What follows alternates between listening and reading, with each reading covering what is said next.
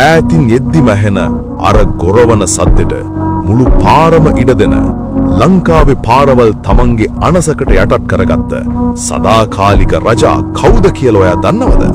දශක ගාණක් තිස්සේ මුළු ලංකාවම තමන්ගේ පිට උඩ තියාගෙන අදින අසම සම යකඩ මෘගයා. මේ තමයි අපේ පාරවල් වල undisputed king ලංකා ඇෂෝක් ලේලන්ඩ්. මේ යන්ත්‍රය කොහෙන්ද ආවේ? ඇයි මේකට ලංකා ඇෂෝක් ලේලන්ඩ් කියන්නේ? මේක නිකම්ම ඉන්දියාවෙන් ගෙනාපු බස් එකක් නෙවෙයි. 1982 සහ 1983 කාලේ ශ්‍රී ලංකා රජයයි ඉන්දියාවේ ඇෂෝක් ලේලන්ඩ් සමාගමයි එකතු වෙලා හදපු අති සාර්ථක ජොයින්ට් වෙන්චර් එහෙම නැත්නම් හවුල් ව්‍යාපාරයක් තමයි මේක. ඒ නිසායි ඉන්දියාවේ නමක ඉස්සරහින් අපේ ලංකා කියන කෑල්ලත් අභිමාණයෙන් එකතු වෙලා තියෙන්නේ.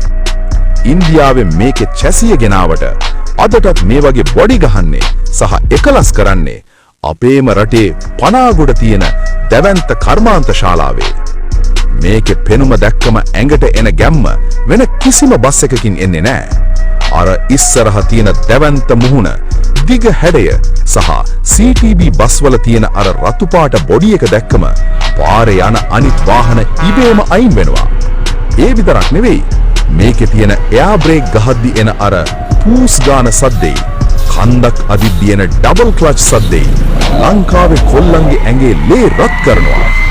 මේ යකඩ යක්ෂයාගේ හදවත මොකද්ද?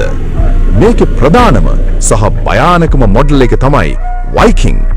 මේකට දීලා තියෙන්නේ අති ප්‍රබල H series 6 සිලින්ඩර් ඩීසල් එන්ජිමක්. අශ්ව බල 160 ඉඳන් 200ටත් වඩා වැඩි බලයක් එක්ක 700 නිව්ටන් මීටර් වලටත් වඩා වැඩි අමු ටෝක් එකක් මේකට තියෙනවා. ඒ නිසායි නුවරඑළිය කඳුවල හිරින්ගල් වංගුවල ලෝඩ් එකක් ගහගෙන මේ යකා කිසිම ගේමක් නැතුව අදින්නේ. මීට අමතරව ලින්ක්ස් සහ චීටා වගේ වෙනත් සුපිරි මොඩල්සුත් මෙයාලා පාරට දාලා තියෙනවා.